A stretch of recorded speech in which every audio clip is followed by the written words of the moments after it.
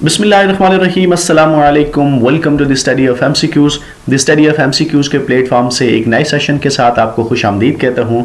और आज से मैं एक नया सेशन स्टार्ट करने जा रहा हूं जो कि जनरल नॉलेज के हवाले से है, लेकिन इसमें से 1000 इंपॉर्टेंट और सिलेक्टेड एमसीक्यूज में आपके लिए लेके आया हूं, जो कि जितने भी पास्ट पेपर्स हो चुके हैं, जो पास्ट एग्जामिनेशन हो चुके हैं, उसमें से लिए गए हैं मुख्तलिफ कमीशंस के, मुख्तलिफ टेस्ट के एग्जाम्स में से।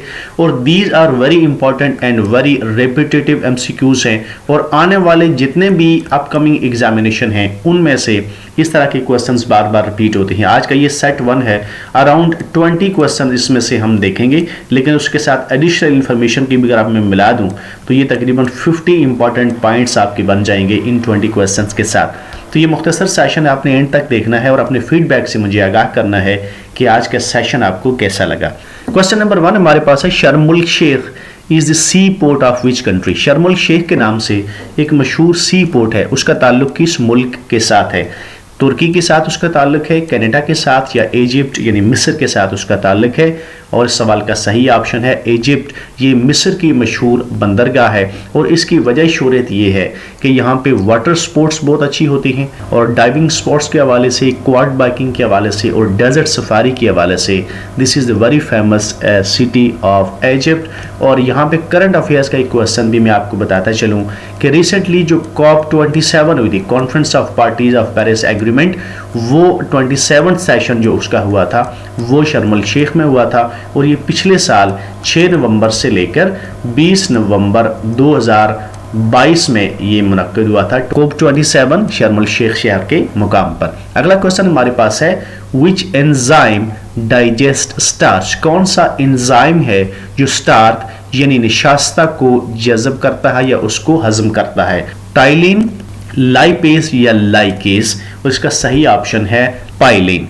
पाइलिन वो एंजाइम है जो कि स्टार्च यानी नशास्ते को जज़ब करता है या उसको हजम करता है। दो टर्म्स यहाँ पे बहुत इंपॉर्टेंट है, एक होती है एंजाइम और दूसरी होती है हार्मोन्स, और इनके बीच में एक माइनर सा डिफरेंस आपने याद रखना है।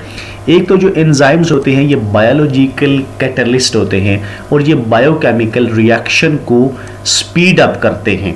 दूसरा आपने ये याद रखना है कि जो एंजाइम्स होते हैं ये सीक्रेट करते हैं exocrine glands. On the other hand if we talk about hormones, तो हार्मोन्स जो होते हैं these are molecule like materials which are produced by a part of an organisms and it send messages to other organisms और tissues for cellular reaction. दूसरा आपने याद रखना है, जो हार्मोन्स होते हैं these are produced by endocrine glands. Exocrine glands क्या होते हैं? इनको आपने सिंपली याद रखना है, ये एक्सटर्नल होते हैं और ये जितनी भी सिक्रेशन होती है ये थ्रू डक्ट के यानी पाइप के जरिए ये करते हैं, इन्हें डक्ट ग्लैंड्स पे कहते हैं। जो एंडोक्राइन ग्लैंड्स होते हैं ये अंदरूनी तौर पर यानी इंटरनल होते हैं, और ये डक्टलेस यानी ये पाइप के बगैर होते हैं। और इनकी सिक्रेशन कहाँ पे होती है? इनकी सिक्रेशन डायरेक्ट जो है वो ब्लड स्ट्रीम में होती है। अब पाइलिन की बात की जाए तो it is produced by salivary glands. On the other hand lipase is produced in the pancreas, mouth and stomach. बढ़ते हैं अगले क्वेश्चन की जानिब। 1 yard is equal to how many metres. एक यार्ड में कितने मीटर्स होते हैं, या एक यार्ड कितने मीटर के बराबर होता है? 0.71 मीटर, 0.81 मीटर या 0.91 metre? And the right option is 0.91 metre के बराबर होता है। सबसे पहले हम स्टार्ट लेते हैं 1 फीट से। 1 feet is equal to 12 inches. सबको पता है कि 1 फीट में 12 इंचज होते हैं। अगर बात की जाए 1 यार्ड की, तो 1 यार्ड में कितने फीट होते हैं आपने याद रखने हैं? 1 यार्ड में 3 फीट होते हैं। और अगर इसको हम कन्वर्ट करके आपसे पूछें कि 1 यार्ड में कितने इंचज होते हैं, तो 12 त्रिये 36 इंच बन जाते हैं जो कि 1 यार्ड में होते हैं। अगर आपसे कोई सवाल ये करता है कि 1 माइल में कितने यार्ड होते हैं, तो आपने याद रखना है 1760 यार्ड्स होते हैं 1 माइल में।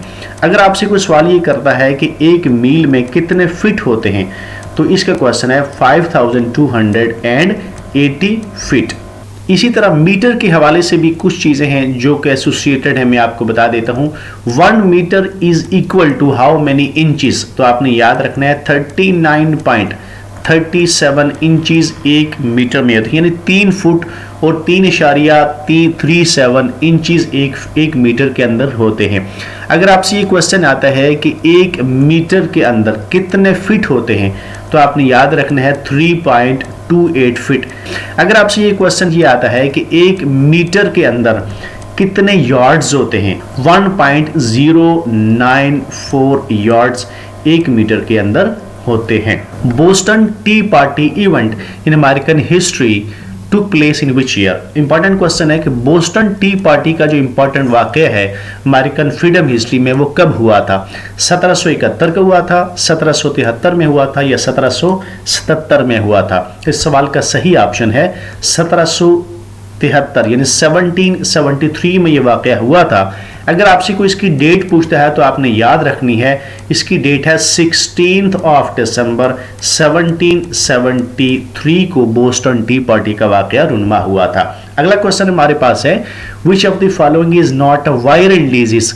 इनमें से कौन सी बीमारी वायरल नहीं है? पोलियो, इन्फ्लुएंजा और typhoid. In the right option is typhoid. Typhoid जो बीमारी है वो वायरल डिजीज नहीं है। वायरल डिजीज वो होती हैं जो वायरस के जरिए से होती हैं, और वायरस एक जर्म्स होता है जो कि किसी बॉडी के अंदर जाता है और फिर वहां पे उसकी सेल्फ रेप्लिकेशन करता है। लेकिन टाइफाइड जो है ये वायरल डिजीज नहीं है। ये कौन सी डिजीज है? ये बैक्टीरियल डिजीज है। इसे बैक्टीरियल डिजीज कहते हैं। ये बैक्टीरिया के जरिए होती है, और वो बैक्टीरिया जो टाइफाइड बीमारी का वजह बनता है उसे कहते हैं साल्मोनेला टाइफी। और टाइफाइड की डिटेक्शन के लिए जो टेस्ट किया जाता है उसे कहते हैं Widal test. Which is the shortest day in Australian continent में शॉर्टेस्ट डे कौन सा होता है? 21 मार्च को होता है, 21 जून होता है या 21 दिसंबर होता है? तो ये इंपॉर्टेंट क्वेश्चन है। इसका जवाब है 21 से 23 जून, या 21 जून भी आप कह सकते हैं, और बाद साल में ये 20, 22 या 23 जून भी हो सकता है, लेकिन मोस्टली ये 21 जून होता है। अब हम नॉर्दर्न हेमिस्फीयर की बात करते हैं। ये वाला ऊपर वाला हिस्सा, तो इसमें समर सोलिस्टाइस कब होता है? जब गर्मियां स्टार्ट होती हैं। और ये कब होता है? और ये होता है 20 से 21 जून को। और 20 से 21 जून को ये नॉर्दर्न हेमिस्फीयर है, उसमें दिन क्या होता है? उसमें लॉन्गेस्ट डे होता है। और मैंने आपको बताया कि सदर्न हेमिस्फीयर है कि ये वाले जो ममालिक और कंट्रीज हैं, इसका जो सोलिस्टाइस है इससे उलट होता है। समर में नॉर्दर्न हेमिस्फीयर में 21 जून को लॉन्गेस्ट डे होगा, तो सदर्न हेमिस्फीयर में क्या होगा? वो शॉर्टेस्ट डे होगा। जिस तरह के ऑस्ट्रेलियन कॉन्टिनेंट है, जो ऑस्ट्रेलिया यहाँ पे पाया जाता है, तो उसमें 21 और 22 जून को क्या होता है? हमारे यहाँ नॉर्दर्न हेमिस्फीयर में लॉन्गेस्ट डे होता है, तो सदर्न हेमिस्फीयर में शॉर्टेस्ट डे होगा। इसी तरह अगर हम बात करें विंटर सोलिस्टाइस की, तो विंटर सोलिस्टाइस में अगर नॉर्दर्न हेमिस्फीयर में ये 21 और 22 दिसंबर को होता है, और इसमें क्या होता है? 21-22 दिसंबर को नॉर्दर्न हेमिस्फीयर में क्या होता है? शॉर्टेस्ट डे होता है, shortest day of the year and longest night होती है। और अगर हम सदर्न हेमिस्फीयर में आएंगे तो 21-22 दिसंबर को क्या होगा? वो लॉन्गेस्ट डे होगा, लॉन्गेस्ट डे और शॉर्टेस्ट नाइट होगी। तो ये टेक्निकल चीजें हैं जो इस क्वेश्चन के साथ एसोसिएटेड है। अगला क्वेश्चन हमारे पास है, कैपिटल ऑफ घाना इज। घाना की कैपिटल का क्या नाम है? घाना की कैपिटल हमारे पास ऑप्शन है अक्रा, दूसरा है सेंट जॉन्स एंड तीसरा है प्रोटोनोवो। The right option is अक्रा। अक्रा जो है वो घाना के कैपिटल का नाम है। दिक्र ऑप्शन हम देख लेते हैं। जो सेंट जॉन है ये कैपिटल है Antigua Barbuda, Antigua and Barbuda का ये कैपिटल है। दूसरा हमारे पास है प्रोटोनोवो।